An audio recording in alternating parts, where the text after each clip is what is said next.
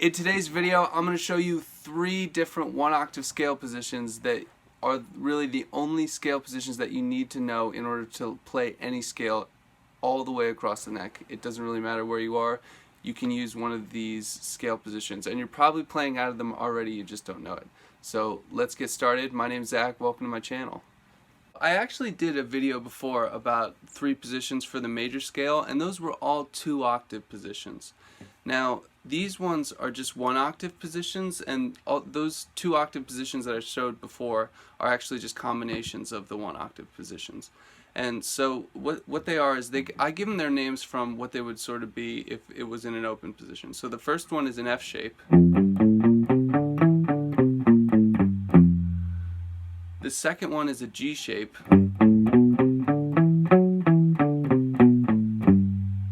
And the last one I call an E shape.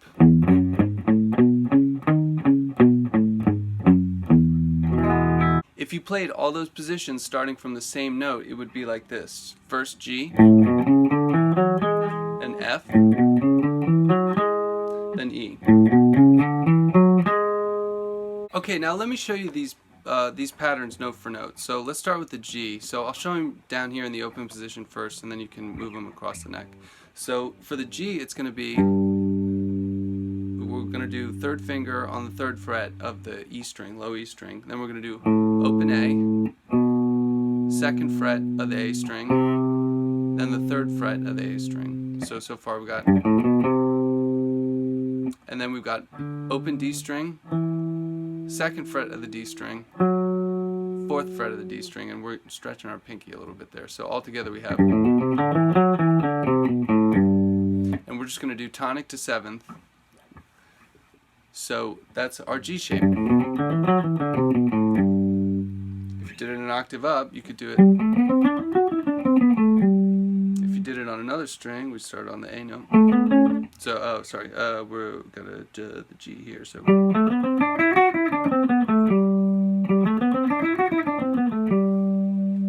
then starting on the 4th string. If you going from the 4th string to keep everything in one position, you can go. And instead of stretching, you can start with the pinky or the 3rd finger. But instead of having to stretch there, you can go. So that one's the top. Now here's the F shape. So starting from the F, that's the shape. So it's going to be 1st fret of the E string, 2nd fret of the low E string. Then we got open A, 1st fret of the A, and the 3rd fret of the A. So altogether, that's different from, that was sort of the G shape. Now that's the F shape. We're using different fingers and hitting different, the same note on but different parts of the strings. So all together we got, and then the last 2 notes are open D and the 2nd fret of the D string. So all together, if you played it on the A string, starting from this F note, it would be like this. We don't have the open strings anymore, so we'd fret it. We'd start on the 2nd finger.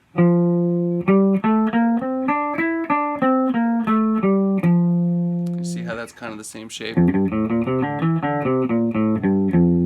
Just using different fingers. If I used the same fingers as here, it would be like this. And that's how you're going to want to do it when you move the position upwards. If you started from the, let's start it from the D. So let's start from the D string here. So that changes a little bit because we got the G and the B is going to change all your positions for pretty much everything. So for everything. Oh, sorry. And starting from the G string, it would be up here. So we got that position is it's a lot different from down here because we're playing the first 2 strings we got are the G and the B, and those are the only 2 that are tuned to that interval. The rest are all tuned to, that's a major 3rd. These are all tuned to 4ths. And the top interval. So it's going to change everything. So here it's just first finger, second finger. Here we're on the, we got the 10th fret, the 12th fret, first finger 10th fret, second finger 11th fret, third finger 13th fret, first finger 10th, third finger 12th. So all together.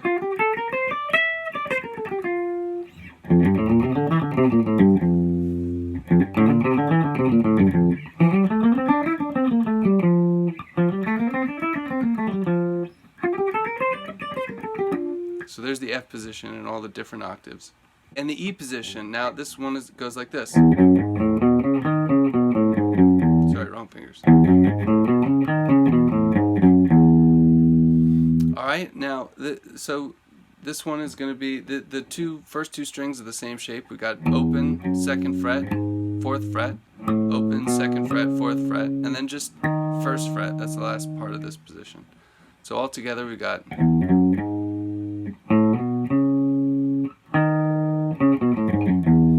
Okay, so if you played it on the A string, it would go like this.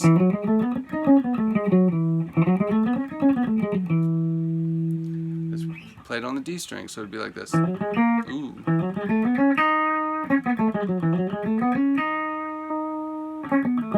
The position is slightly different. They all fall in these 3 frets. So we got 2nd fret, 4th fret, 6th fret, 2nd, 4th, 6th again, and then 4th. So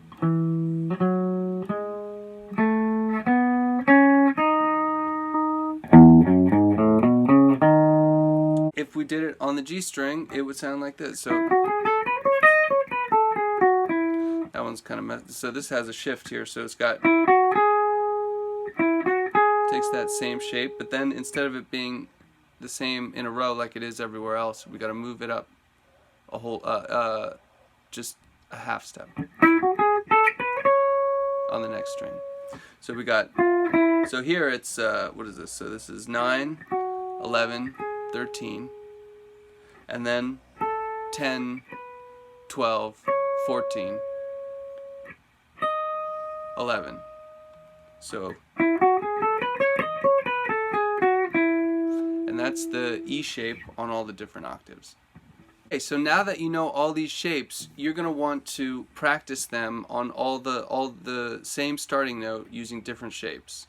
So if we did this for C major, so we'll use a C major scale, and we'll go through on all the strings that we can start it on. So the first one, this is our first C note on the lowest string. So let's start with the G shape. So it would be like this. Let's do each one twice. So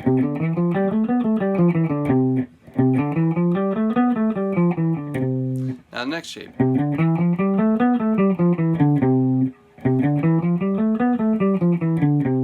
That was the F, now the E.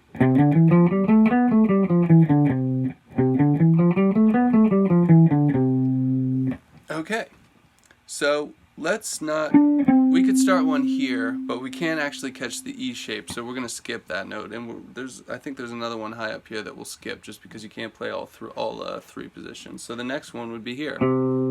So we'll do the G shape.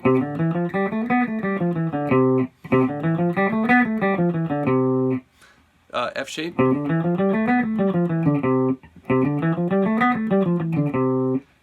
then the E shape. And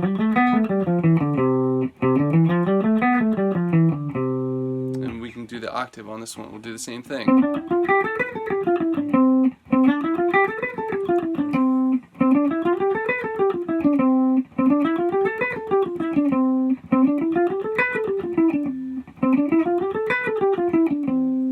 Okay, and now let's do the next one. So we've got, let's see here, this is the only one we'll do for this string. So we got G. For this one I'm going to hit the 7th up here. So this is, for this G shape we'll do and we'll just do one this time. So now the F, then the E. And so this is the last string set we'll do. It's on the G string. So here's our C shape. We'll do our G. I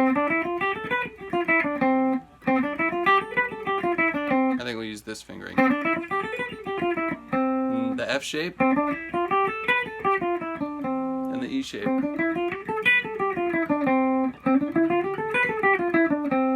We can do the octave here. This is the highest. This is our highest C position here that we'll be working out of.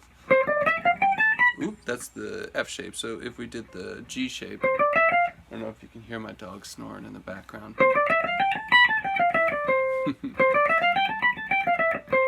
And then the F shape, so that was G, then F. And the E shape.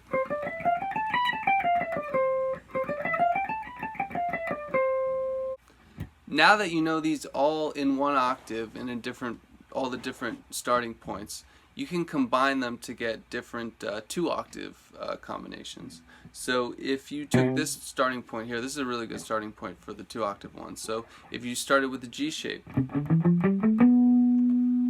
you could continue with an F shape there. So this is a G shape, and then you start a G shape from this starting point, which we already practiced. And you got 2 octaves.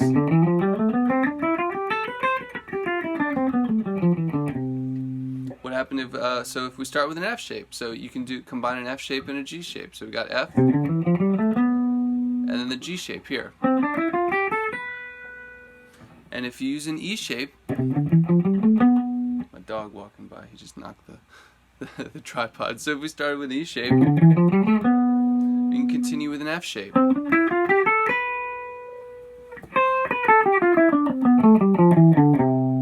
And there's 2 octaves there. The thing that you can do is go up one pattern but go back down a different pattern if you want to get to a different place on the fretboard. So if you wanted to start from this note, you could play a G shape and then play another G shape.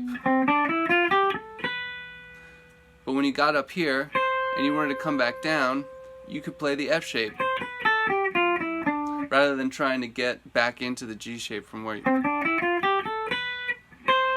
By the time you shift up to play that note, you're sort of out of that position already, but you do fit nicely into the F. So you're out of the G, but you're into the F.